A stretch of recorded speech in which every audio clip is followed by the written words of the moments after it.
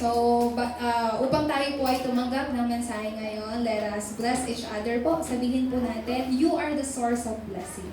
You are the source of blessing. You are the source of blessing.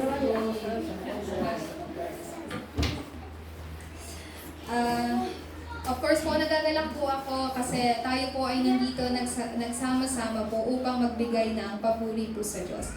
And I am, extra happy po, especially happy because we have here si Sister. Actually, we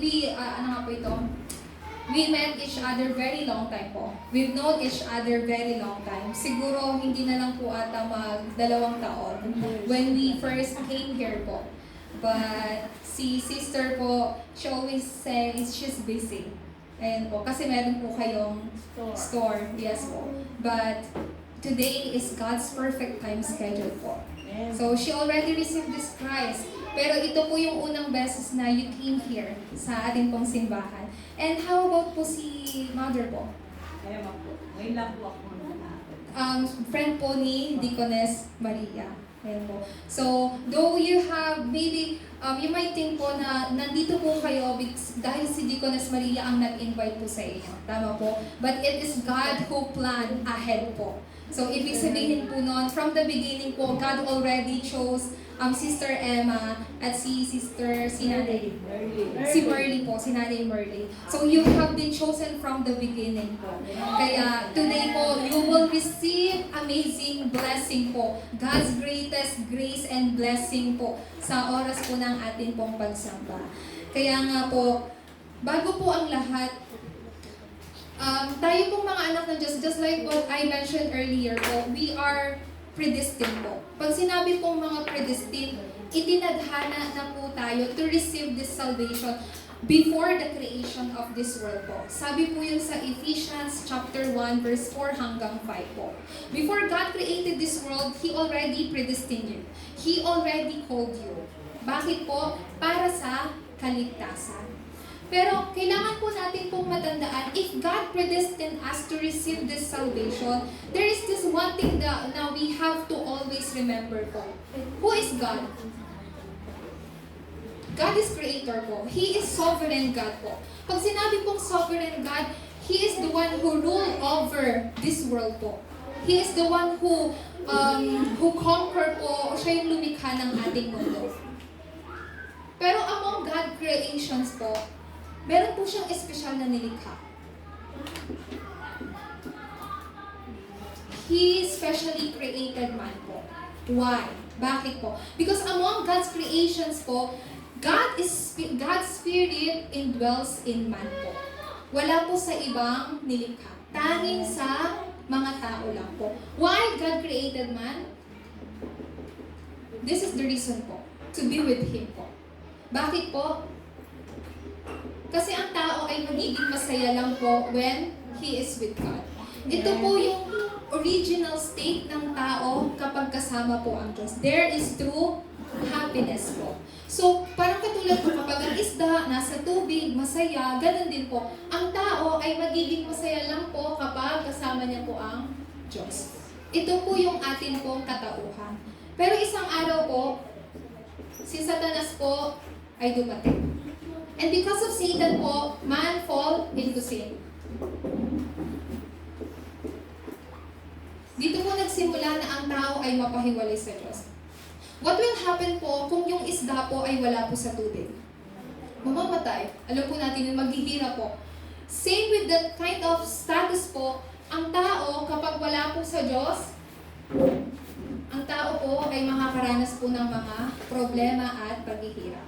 So man who became separated from God, sila po ay mga naging anak ng Diablo. So ibig sabihin po niyan, no choice po ang tao, no choice po tayo kundi makaranas ng paghihirap. Hindi lang po unhappiness, sufferings, problem, physical problem, mental problem. And the real problem is yung problema po na ito, this same problem ay mai-inherit po ng ating susunod na henerasyon.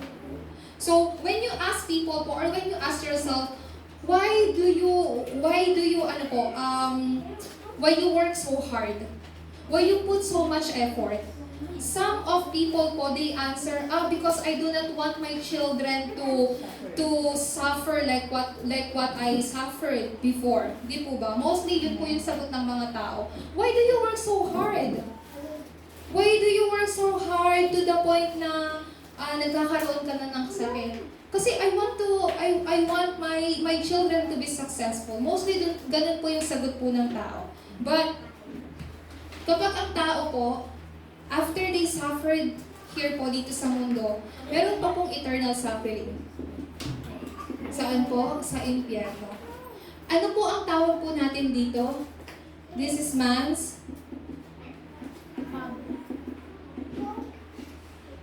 faith po. Tadhana po ng tao. Kahit ano pa pong pagsusumikap ng tao sa kanila pong buhay, hindi po masusolusyonan ang mga problema po na ito. That's why God Himself promised us this Savior po. The Savior name is Jesus po. And He is the Christ.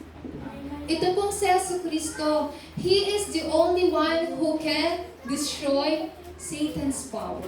Nung siya po ay dumating dito sa lupa, He completely destroys Satan's power. And this Jesus Christ, He is the only one who can set us free from this original sin po. We call this original sin. And only Jesus Christ po is the way for us to meet God. Ito pong si Yesu Cristo, He died on the cross po. Already po, namatay na. When Jesus Christ died on the cross, lahat po ng problemang ito ay natapos na. This is what we call fundamental problem po. Kaya po sabi sa Biblia, if you believe and accept Him into your heart, from being a child of devil, you will become a child of God. This is God's promise. This is God's covenant po sa mga taong tatanggap kay Kristo. At you will, you will receive, mararanasan po ninyo yung tunay na kaligayahan. So saan po nabibilang ang mga anak ng Diyos? Sa langit po. Kaya po, when we accept Jesus Christ into your heart po, kayo po ay magiging anak po ng Diyos. Ano po ito? Ito po ay the way of salvation po. This is the accurate gospel po na ibinigay po sa atin ng Panginoon. Kaya po, dahil ito po ay mabuting balita na ibinigay po sa inyo ng Panginoon, all you have to do po is to open your heart and accept Jesus as your Christ, Lord, and Master po. And from that moment on po, the Holy Spirit will guide you.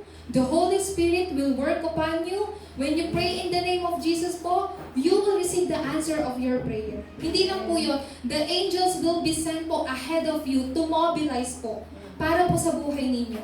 And how can you overcome Satan? We cannot see Satan. Satan is evil spirit po. But God has given you the authority to crumble down Satan's authority po by using the name of Jesus Christ po. Pinaka-importante po, children of God belong to God's kingdom. And you will be used as Christ's witnesses po upang ibahagi rin po ito sa ibang tao. So since you became a child of God, dahil kayo po ay mga anak ng Diyos, there are 3 fundamental things po. 3 fundamental things po na kailangan po ninyong tanggapin. Una po, kailangan po ninyong tumanggap ng fundamental healing po. Ano po ba yung tunay na kagalingan po? So, pag sinabi po kasi nating healing, when we say healing po, ang una pong pumapasok po sa atin, sa isip natin, kagalingang pisikal. Tama po ba? But more than that po, we have this spirit po. Yung spirito po natin kailangang mag-receive po ng healing po. When people became separated from God, they are spiritually dead po. Spiritually dead. Pero, kapag ang tao tinanggap po sa Yesu Cristo, muli pong mare-restore po itong espiritu po ng Diyos sa tao. Kaya araw-araw po, everyday, kailangan nating tumanggap what kind of healing po? Fundamental healing, a spiritual healing po. Spiritual na kagalingan. Pag sinabi po nating spiritual na kagalingan, our soul spirit, our soul healing po. Sa oras po na yon, hindi lang po ang ating espiritu ang magkakaroon ng kagalingan. Then, this physical body, our mental po, will be healed po naturally din. Bakit po? Kasi ito po yung pagmumula niyan, kagalingan. Who is the source of true healing po? The Trinity God. The Trinity God is the source of true healing po ng tao. Hindi na po yun. Pangalawa, you must have this fundamental power sa inyo po. Katulad po ng sinabi ko po dito, Satan is evil spirit. You and I, we cannot see Satan po. You and I, we cannot see Satan, but how can you overcome Satan po? Of course, by utilizing the name of Jesus. But then, you have given the power. God has given you the power po. What kind of power? The power in the name of Jesus Christ po. The power from above. Ibig sabihin po nun, heavenly power. Heavenly strength po. The power from the Holy Spirit po. Just imagine this po.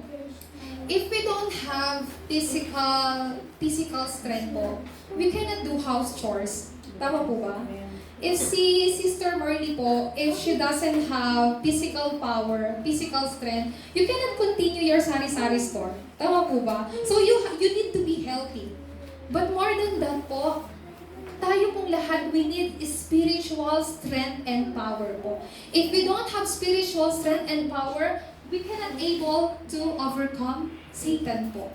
Kaya kailangan po natin ng spiritual na kalakasan. But where do spiritual power come from? Word of God po. By listening to Word of Christ po. Where you listen God's Word po? Dito po sa church. During worship time po. During worship time po, you receive